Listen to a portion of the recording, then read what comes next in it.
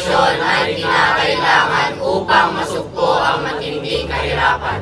Tayo. Tayo. Ang bagong henerasyon ang dapat porsigidong baguhin. At hindi pagkakapantay-pantay sa lipunan. At ang henerasyon na hindi dahilan ng paglaganap ng climate change.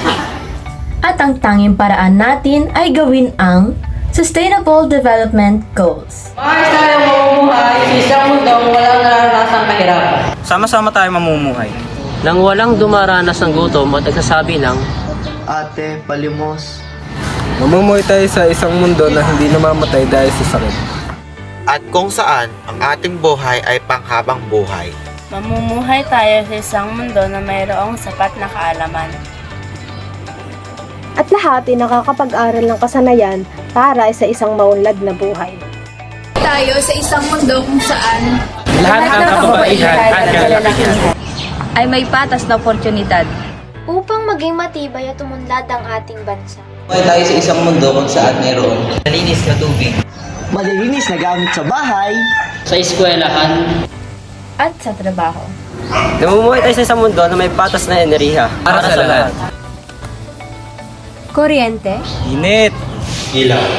Na hindi sisira sa ating mundo. ang pagbibigay ng desenteng trabaho ay nagbibigay sa lahat Na magkaroon ng mga bagay na dapat gawin. Nakapagbigay ng kita para sa pamilya. Sa pamamagitan ng pagkakaroon ng advanced na technology. Nakakatulong sa hinaharap na henerasyon na magkaroon ng mas madaling buhay. bawasan, Ang mga hindi pagkakapantay-pantay upang hindi na mabigyan ng suporta para sa lahat ng kasarian. ang mga napapanatiling lungsod ay nagbibigay sa ating bansa upang Mapabuti. At bawasan Ang gawain ng mga manggagawa. responsible consumption and production. Ang responsableng paggamit ay maaaring magbigay sa lahat ng patas na halaga ng lahat. Sama-sama.